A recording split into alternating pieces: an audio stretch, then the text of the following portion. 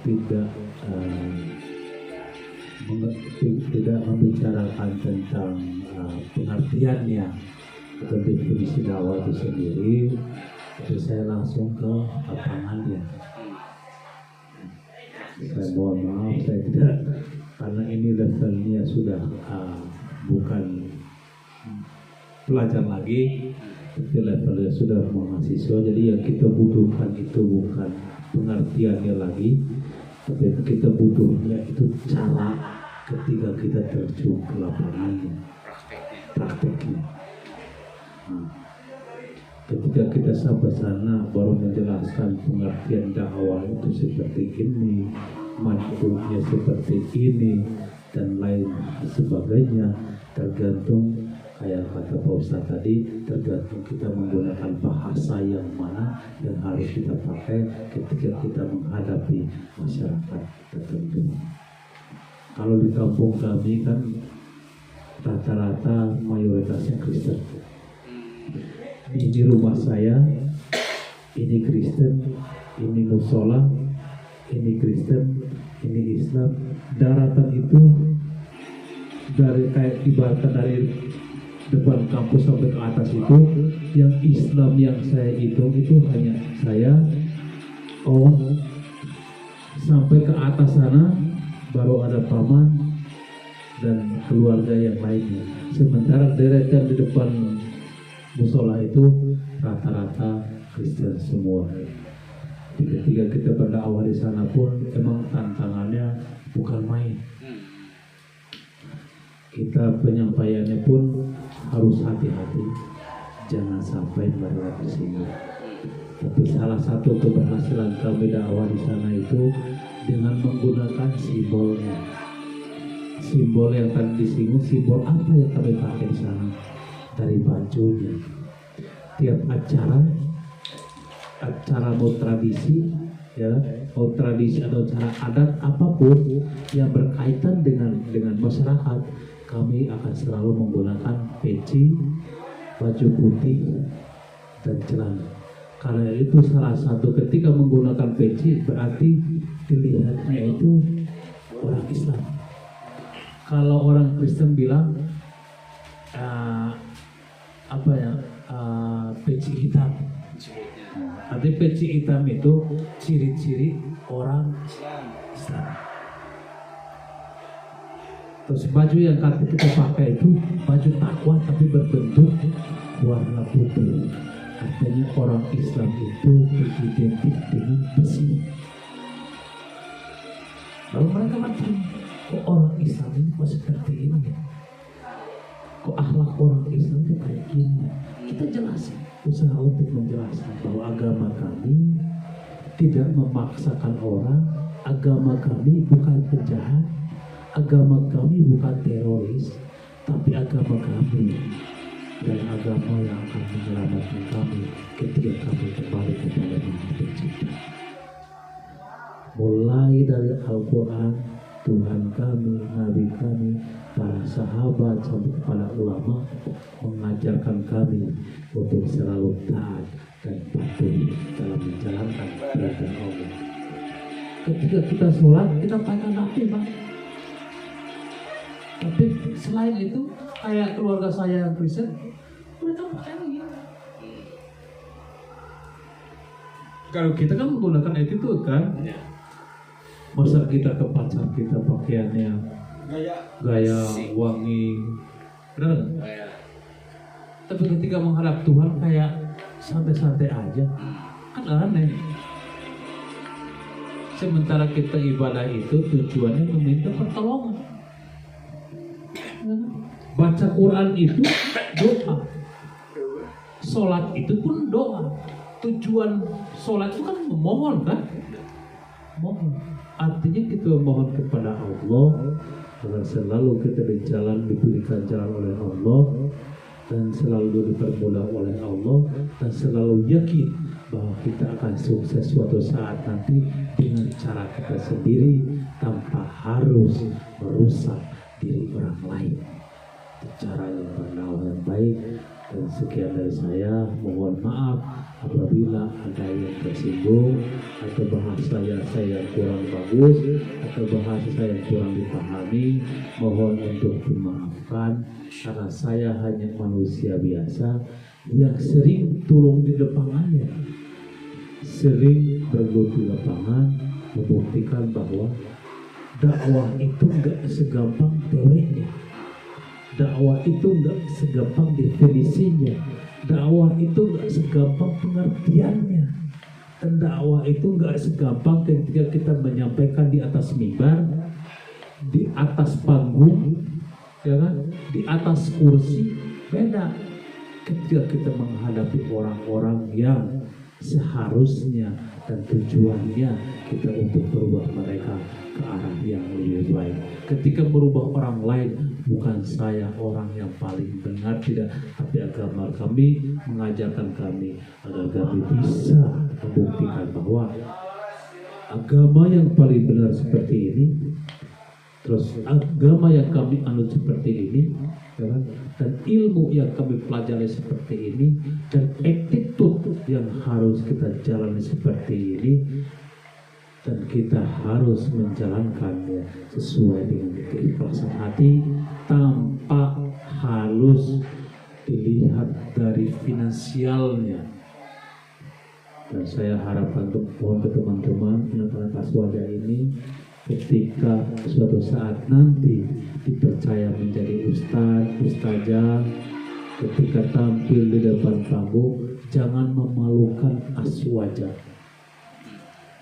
Jangan sampai merusak nama Aswaja dengan mengiming-imingi uang. Oh, saya diundang karena uang sekian. Kalau enggak sekian, saya enggak ada. Kalau enggak, tolong siapin mic yang bagus. Tolong siapin makanan yang bagus. Berarti itu bukan cara berdakwah yang baik, Pak Ustadz ya. Saya harap oleh teman-teman Aswaja, semoga suatu saat nanti menjadi dai, jadi ustazah, jadi kiai, tolong ingat kata-kata ini. Berdakwah itu bukan dilihat dari mic bagusnya, bukan dilihat dari tempat bagusnya, tapi cara penyampaian kita terhadap masyarakat, cara penyampaian kita terhadap golongan tertentu, cara penyampaian kita terhadap orang-orang yang belum memahami agama. Sekian dari saya. Wallahu a'lam bishawab. Billahi taufiq wal hidayah. Wassalamualaikum warahmatullahi wabarakatuh. Syukur kasirat, alhamdulillah, bismillah. Rasanya beda ini ya, meskipun sederhana tapi menyentuh dan masuk pada hati kita semuanya. Karena lebih utamanya tadi sesuai referensi Al-Quran, yang pertama bil hikmah wal mau'izatil hasanah gitu ya. Yaitu kita itu membawakan yang baik ke masyarakat, dalam artian bukan hanya teori tapi praktek, itu yang lebih utamanya.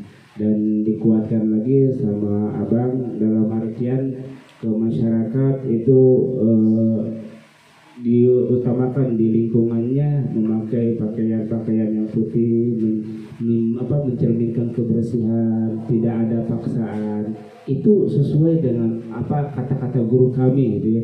Guru kami ketika di pondok dimanapun kita singgah, dalam artian diamanahkan oleh Allah, misalkan jadi seorang dai, khatib atau berapapun, kita jangan diusahakan berapa harganya, minta berapa, dikasih apa, jangan harapan itu. Yang penting kita ikhlas dulu gitu.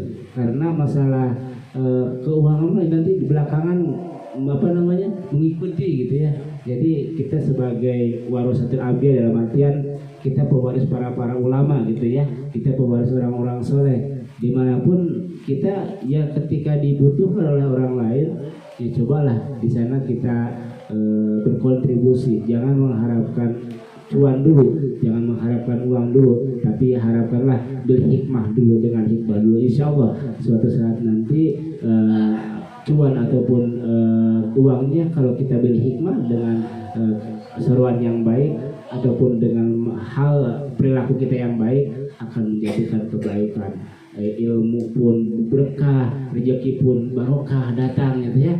Itu alhamdulillah, subhanallah, masuk sekali kalau kata-kata abang ke dalam hati kami. Mudah-mudahan kita semuanya ke depannya, guru kita Kang Sadil, Kang Alpa, Kang Asep, Kang Tendi, Kang Udi, siapapun, karena di sini kita praktek. Bang Udin alhamdulillah selalu mengajak pada kita semuanya untuk selalu ngaji, untuk selalu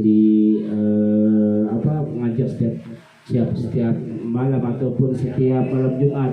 Alhamdulillah itu merupakan seruan, ajakan untuk kebaikan. Terima kasih Kang Maudin yang telah selalu mengajak kami. Inilah tempat kita, inilah rumah kita Aswaja, untuk selalu syiar, untuk selalu fastabiqul khairat wa ta'awanu 'alal birri wa taqwa. Gitu Bang, terasa dirinya.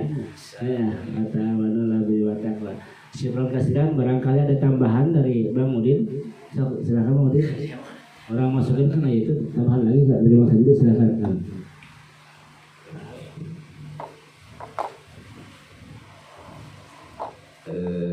Jadi tentang objek dakwah ya, kalau kita posisikan kita sebagai dai, yaitu orang yang mengajak kepada kebaikan, juga agar berdampak, itu kan kita ingin dakwah itu berdampak, maka kita harus selain kita tahu kondisi marfu'nya, kita dakwah kalau ingin mendapatkan pahala yang lebih besar, berarti kita bukan diam di tempat gitu, karena di dakwah itu bukan diam gitu. Kan suka ada kata-kata dakwah bukan diam, bukan mencaci maki dan lain sebagainya gitu. Nah, kalau memang kita sudah siap, baru kita cari target hal-hal yang perlu kita perbaiki itu di mana gitu. Itu kan memang dipersilahkan gitu. Juga selain itu kita